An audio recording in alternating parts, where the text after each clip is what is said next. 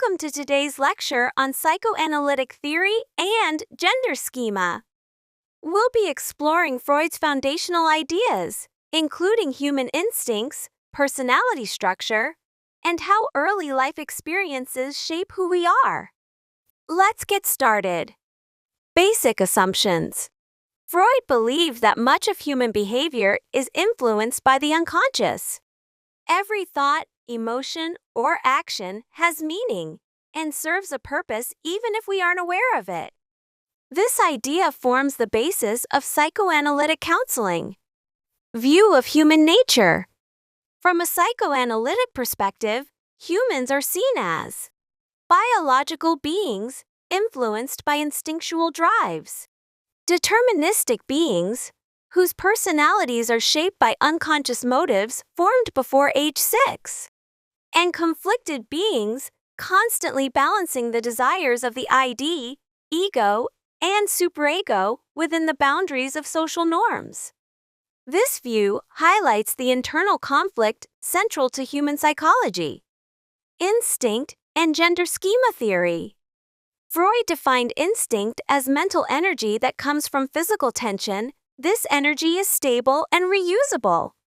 Another important idea is gender schema theory.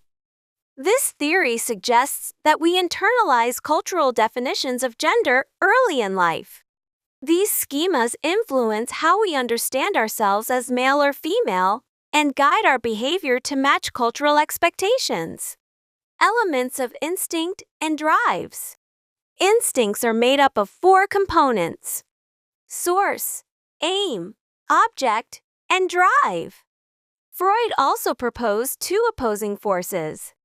Eros, the life drive, representing love, creativity, and survival.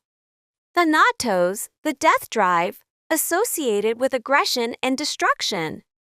These dual drives shape much of our inner and outer lives.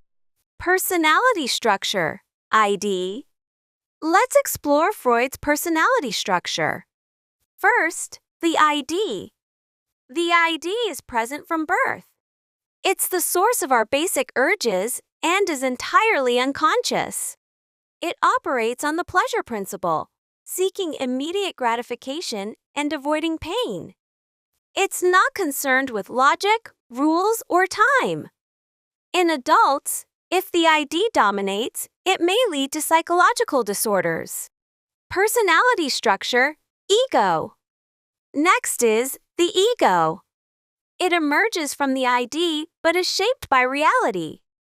The ego is the rational part of our personality. It's what helps us function in the real world. It balances the id's desires with the superego's moral standards.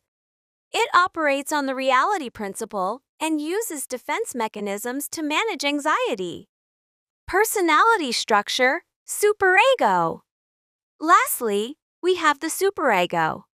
This is our internal moral compass, formed by absorbing parental and societal values. It strives for perfection and judges our actions. The superego develops through a process called identification, where children internalize the voices and standards of their parents. Together with the ego, it helps regulate our behavior and shapes our conscience. To summarize, Freud's psychoanalytic theory teaches us that much of who we are operates beneath the surface. Our instincts, drives, and early relationships form the core of our behavior and personality. Understanding these dynamics gives us insight into both human suffering and potential healing. Thanks for joining today's lecture. See you next time!